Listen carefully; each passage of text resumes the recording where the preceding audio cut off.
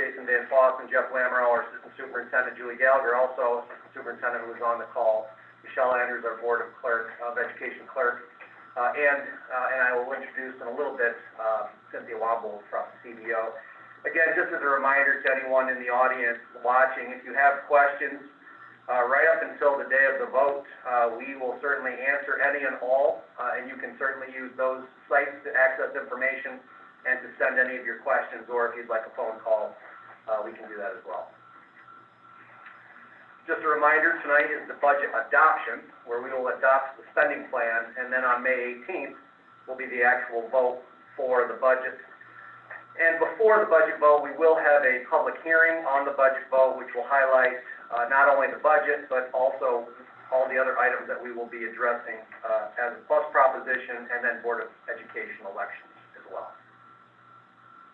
Again, welcome Cynthia Womble from CBO, who has been a terrific partner with budget development and sifting through all of the latest state and federal information, so she will be giving us an update on that tonight. As always, our principles have stayed the same.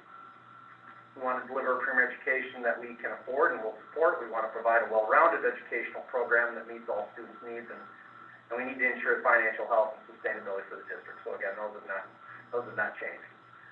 Our process tonight, again, this is a dialogue for the board. So if any of our community members have questions pertaining to the budget workshop or budget development, if you could just wait until the public comment period in the regular meeting, regular session, we will answer them now. This is not a workshop, a work session for the board, so unfortunately we can't answer any questions during this time. So let's get right to our current budget draft for final budget.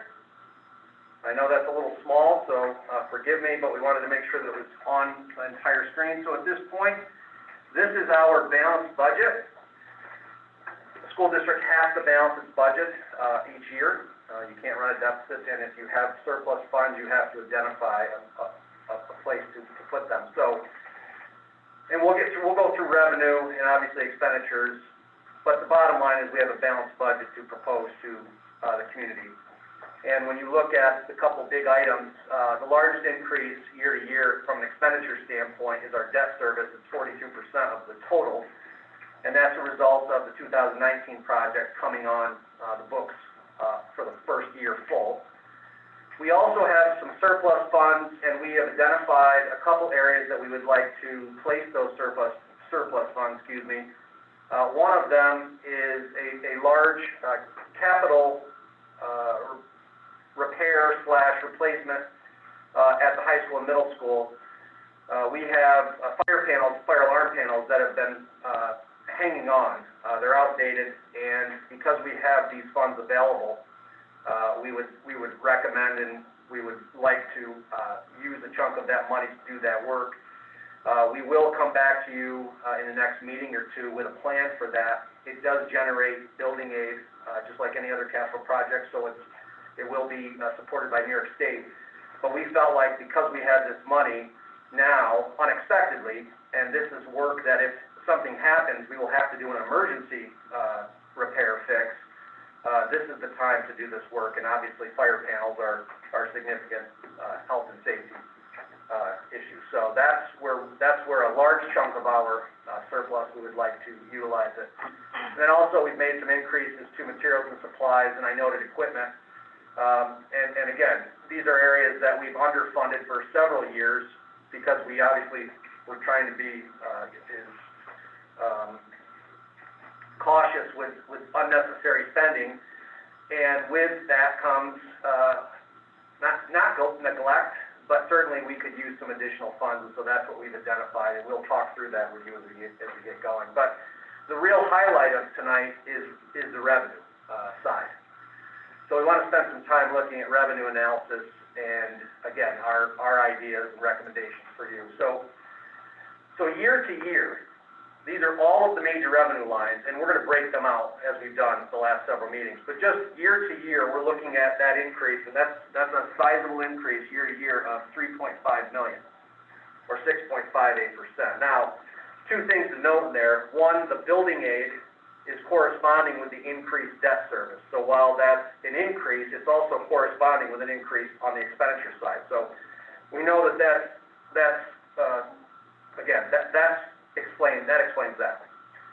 Now regarding appropriated fund balance, that also is a large increase, significant increase, and we're going to talk about that because that we're going to use to fund our health insurance reserve and also to address that fire panel.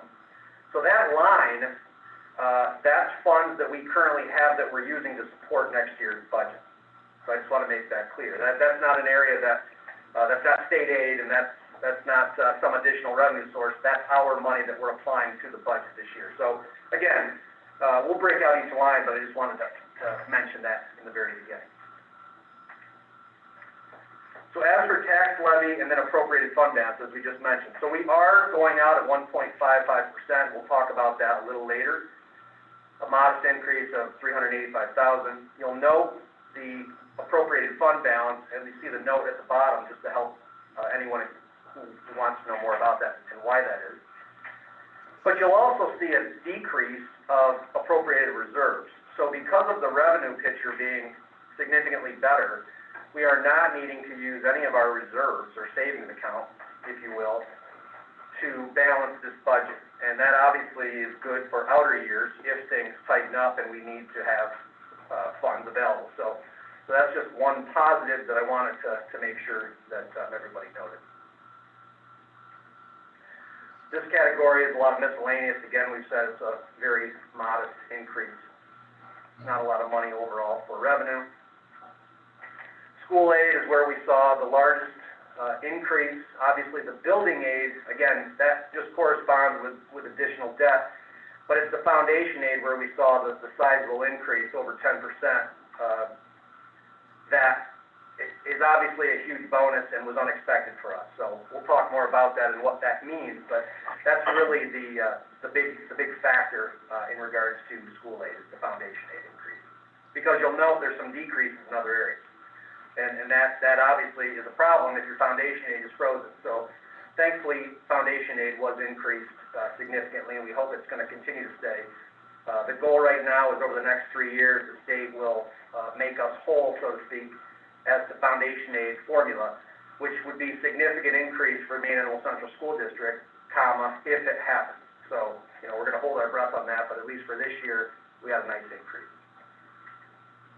And then reserve use. So again, we could have used $1.5 million. You'll see there's our total projected reserves, what we could use, and then in that third column or fourth column, you'll see all zeros indicating we're not using any. So again, we will hold on to that for future years, and obviously we use it year to year as needed, but in particular, the two lines of note, retirement contribution, and then the sub-retirement contribution, TRS, those are to help pay pension costs. So we could certainly use that on an annual basis as needed. The other ones are restricted, and then obviously the capital reserve would be used only for capital projects, and we used $2.4 million of that a year and a half ago for the current capital project. So that reserve is the most restrictive, but obviously it's an area we could look at in the future. And again, we'll make some recommendations on reserves later on in the year, not tonight though. So what is new? And I'm going to go back and forth. Cynthia, please jump in as we get going through this and add anything that you feel is needed or missed. But the New York State came out with several formulas for how school districts were allocated foundation aid increases. And so one of the stipulations was from New York State. So we're going to talk about New York State, and then we're going to talk about the federal government. There's two buckets, so to speak. So if you have over 10% increase, you are required to submit a specific spending plan by July 1st, indicating what you're going to do with those funds in regards to learning loss and some of the other areas that stipulations have been applied to these increases. So we are receiving over 10%, so we will have to come up with that spending plan. But the real question mark is we don't have any guidance right now. We don't have a template, we don't have guidelines to tell us what we can, how we have to fill it out, what we need to include. We know that we're going to have input from community members and staff like the reopening plan. So if you think of the reopening plan, it's kind of the same mechanism. But until we have that information, we're really in a waiting game, kind of just going to start putting together all the pieces, what we think we need, come back to you, start engaging the community, and get that ball rolling, because July 1st is going to come sooner than we think. So this is going to be a huge lift for us over the next several months. Now, federal stimulus, and again, these are just some main talking points. So obviously, the state committed significant funds to us this year, and the exciting part of that is, with all of the federal funds that we have been allocated, we do not have any currently built into this budget. So we'll talk about that in the next slide or two, but we have no federal funds currently identified in this 21-22 budget. But we know that we have significant funds allocated to us, and we know that we have to come up with a spending plan for them. So right now, same thing, for the federal stimulus plan monies, we have to come up with a plan by July 1st. Our hope is that they're similar, so that we're not doing work that's going in two different directions, that they parallel.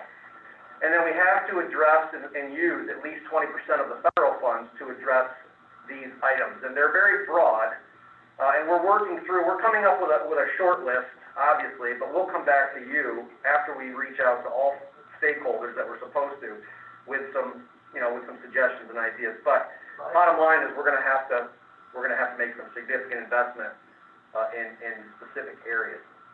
Now, this is the one I want to turn over. Cynthia, if you would explain the monies from the CRRSA and the ARP and what those mean, I would appreciate that. Sure. So there's 3 pots of federal stimulus funds, and the first was the CARES Act, which we received for this year. The second is the coronavirus, I'm going to say it wrong. It's on a Coronavirus Response and Relief Supplemental Appropriation, the CRRSA. And that was the second grouping of federal funds that you're going to receive. And then there's the American Recovery Plan, the ARP funds. We don't know the very specific allocations yet. The state keeps saying that they're estimated, but we believe that these are very close.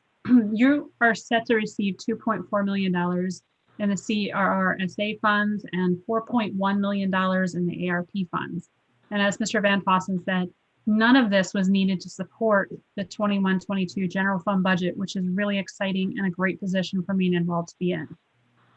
These allocations will be treated as a grant. They will not be part of the general fund budget. That was a deal worked out at the state level with the final state budget, which is great news. We can just account for them separately from the general fund, and you will have the time that's necessary to come up with how best to use these funds. We're still waiting on that guidance, and hopefully it'll be out soon, since we have to have a plan by July 1st.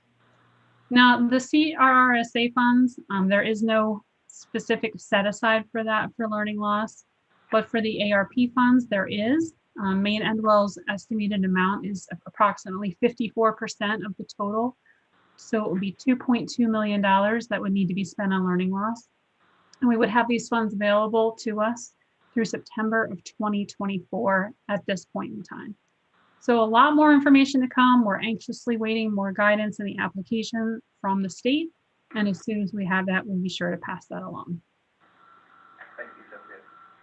And again, our thought is that similar to the reopening plans, where we would put together a plan, we would review it with you, we would get community feedback, possibly use a thought exchange or some other mechanism to gather input, and then come to you with that plan the end of June to meet the July 1st deadline. Unless that deadline gets extended, we don't know. Right now, that's the deadline. So, there's a lot of work, and there's a lot of stuff that can go into that bucket.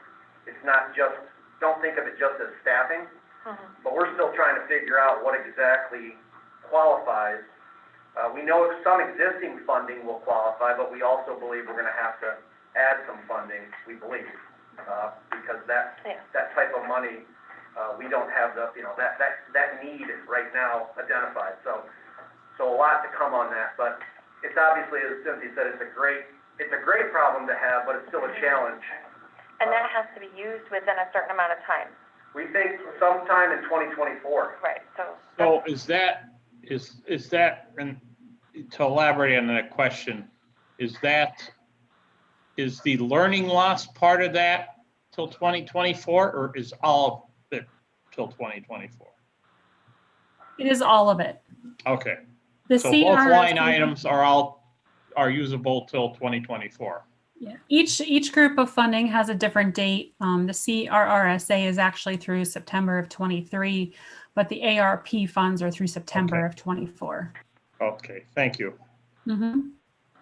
And certainly That's important, I think, for us because we're trying not to, we're trying to smooth out our 3-year plan, right? So that'll come into play, right? I think that that's a really great point. I think it's very important, and all of the advocacy groups are saying the same thing. It's very important that districts really strategize how best to use these funds to make them last as long as possible and to provide, what the best that they can do for kids. And regarding foundation aid, I'm very excited with what foundation aid was awarded at this year. It's almost a historical moment. But I do just want to put a word of caution out there because the state has said, and people are grabbing onto this, that it will be fully funded within 3 years. We've been here before. So when foundation aid first started in 7-8, they said it would be fully funded in 4 years. And here we are going into 21-22, and it's still not fully funded.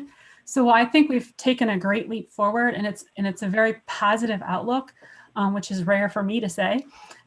I still think we have to have a word of caution of what to expect for the next 2 years. I don't know that will necessarily see that additional increase that they've promised, because they have promised it before and it has never materialized. But the great news is we have received this increase now in foundation aid, and that is very exciting news. So where did they get that money? Well, The state. there is $12.6 billion built into the New York State budget of federal stimulus funds. Okay. So what's going to happen when that goes away? And they also raise taxes and a variety of other forms. Well, yeah, but okay. Thanks for answering that. And so we talked about the cliff. This is our potential cliff. If we make reoccurring expenditures as a result of these monies, and then we can't sustain them in the years when this money is available, Yeah. that's the fear. And so, based on our initial review of the guidelines, there's a sustainability plan that has to go along with these. So, when you think of that, whatever you add, you have to show that you can keep. Right. And so that to me gives us, that's good information to have, because we know that, it's not just a 2-year blip, but we're gonna have to be real strategic and thoughtful about that. Mm-hmm. And it isn't just people, it can be equipment, it can be services, it can be a lot of things. So, again, it's exciting, but we still have a lot of work to do. It's much better than, if you recall, in September and August when we were having these meetings, so. Right. Tale of 2 years, I guess. Now, this I've just kept, we are continuing, but I added one piece to this that I think is important. So these are all the positions, instructional and student support, that are open as a result of either retirements or resignations. We are filling them. We are currently in the process of interviewing. We anticipate filling all of them. But at the bottom, I wanted to make sure to put that. One of the nice things of this budget is we have some flexibility, and so we recognize that we could have some enrollment fluctuations, increases, as a result of people coming back, students coming back, assuming that we start in September as normal as it can be. So we do have some funds set aside in the event we have to address, and really I said enrollment, because that's going to be the biggest driver right now. We've talked about we don't want elementary and kindergarten classrooms of 28, 31. If we get into a situation where with staffing we're going to have to add a last minute classroom teacher, we will. The problem is, and unfortunately, we really don't have good numbers until August and even the very beginning of September. And I know that sounds very, very late. We're going to monitor that very, very closely from July on. But to hire someone now and then it doesn't come to fruition, we don't want to be in that position either. So I understand that can sound scary because we hate to add people that late, but we really need to know what enrollment's going to be. And we'll be doing that, again, that's going to be a big piece of work over the summer to make sure we know where we're at. And that also includes middle school in the both elementaries. We feel pretty confident at the high school we're okay for now, again, depending on some major enrollment shifts, but we know there's a lot of elementary students that left the district as a result of COVID, whether they went to another private district or they stayed home for the year if they were elementary age or kindergarten age. So we want to just be very, very cautious, but be prepared for that if something happens. And then also, and this is one of those items that absolutely is qualifying under the federal funds use, we are going to offer our summer enrichment program. We initially were looking to make it more academic and intervention based, but part of the funding guidelines that at least we've been provided allows for enrichment too. And so we felt like, learning takes place as well, but to add the enrichment piece back, especially in light of everything that's been going on this year and with social emotional needs, we're kind of excited to go back to the old model. So we will be advertising that and promoting that. We need to obviously find staff first, and then we're going to get our families involved. And this is really for our 4 to 6 year olds, that kindergarten school readiness. And we know that the last year and a half or a year and a third has been difficult. So we're excited to still offer this. So we will fully fund this as well. This is in the budget, assuming we can find the staff and the students want to come. So just some final recommendations, then we'll answer any questions, or please ask them as we go. I know you do. So again, our spending plan for the May 18th budget, 57.7, and that plan represents some self-discipline, but also we feel we are able to provide everything we currently are offering, and we hope that if necessary, we have flexibility to address any emerging needs.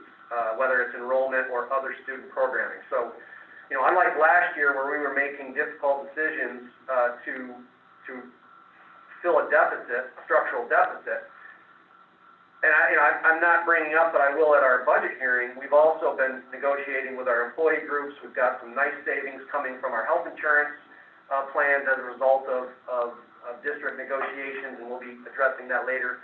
But you couple that with obviously these additional funds, and the district is in a very good position to provide students and staff and faculty what they need. So it's a much different recommendation than last year, as I know you're all well aware. And that's a wonderful thing in light of everything we've been dealing with. Now, this to me is our large work over the next several years. We need a short-term plan, which is July 1st. But we also have talked about that long-term plan, 2 to 3 to 5 years, where as we evaluate what we've learned and then look forward to what we need, we have the ability now with these additional funds to be more strategic and to think more long-term as to where we want to move the chips, so to speak. So in the past, and I won't belabor it, but in the past we had to make reductions and then we put things back because we felt like we had to. Now we're in a position where we can invest in areas maybe that we haven't, or maybe we need to, over the next couple of years if we are strategic and have a plan. So that's exciting work to do. And again, we'll obviously engage our stakeholders and get feedback, but that is our work for the next 2 to 3 years, is really figuring out how best to use those funds. Now, there's a couple that they've been here for the last at least 8 years, and again, it's called fiscal responsibility. We have the ability to keep 4% every year, or as close to it as possible. That's a board policy, and we continue to recommend that we try to do that as all possible. And obviously, that's the importance of fund balance. You've seen that before. And the other thing is also to maintain and replenish reserves as fiscally appropriate. And so fiscally appropriate is, if we've got 12 years worth of reserves built up and we're not spending, but we keep adding to it, is that necessarily fiscally appropriate? And I would argue probably not. But we also don't want to be so thin in our reserves that one bad year could wipe us out, and now we're in a worse position than we were. So we want to be smart about reserves, but also appropriate. And I wanted to make sure that point was made. And there are people that think if you have, $10 in a reserve account is too much. You know, I mean, obviously, we know that you have to have reserves, but you don't need to be overly reserve funded either, so. Now, here's the other part we just wanted to talk about, and Jeff and Cynthia and I wanted to just make sure that we took a little bit of time to talk about this. So, obviously, we're well funded from the foundation aid for this year and the federal funds. And there are communities across New York State that have asked their school districts, if you're getting all this money in state aid and federal aid, why not ask for a tax levy? So why did you go out at zero or ask for less of your tax levy? And so I just want to show what we went through last year when we were talking about exceeding the tax levy limit. So if you recall, and again, you'll see the math. Back in 2012-13, this was the first year of the tax levy limit. Our tax levy was 5.16, but we knew that there was no way that was going to fly because at the time it was 2%. If you remember, it was sold as 2%. So the district chose to not go out at 5.16, even though that was the levy limit. That was the 50.1% voter approval. We went at 2.49. We left 2.67% on the tax levy uncollected. So that was over $500,000 we didn't collect in 12-13.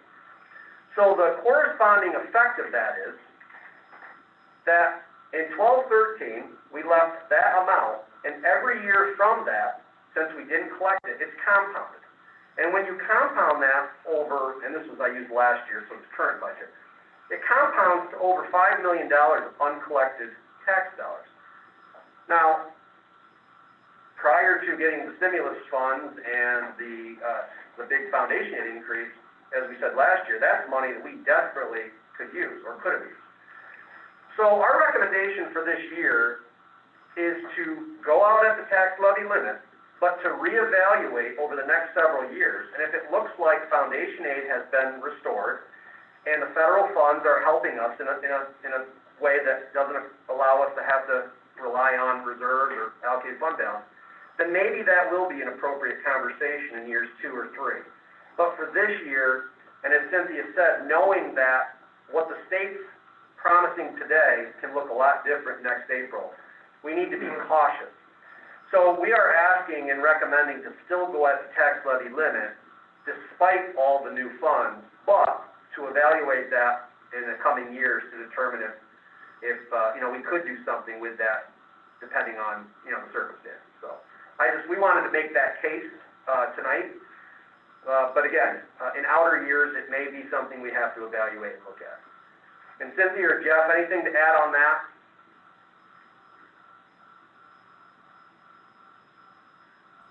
All good. Okay. Oh,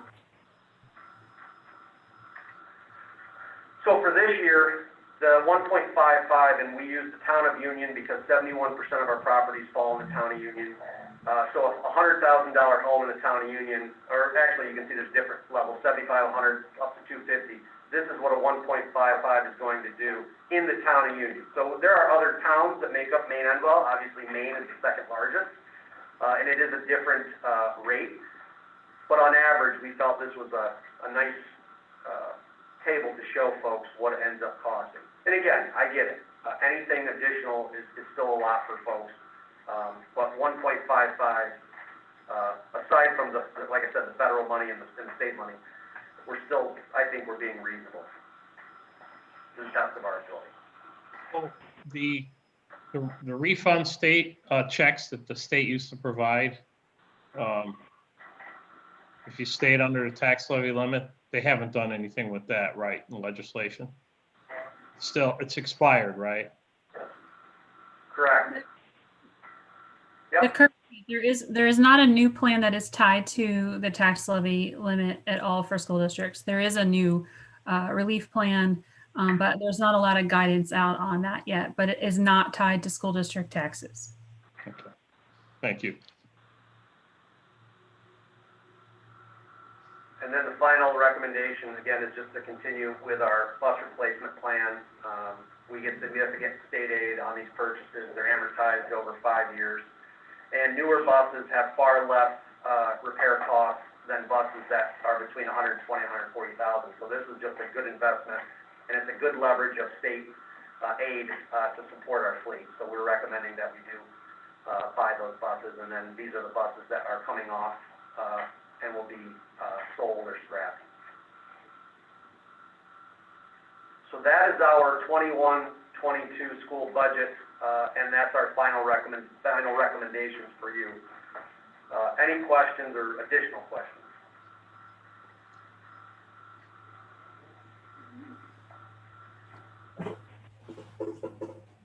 Okay. I'm good. Okay.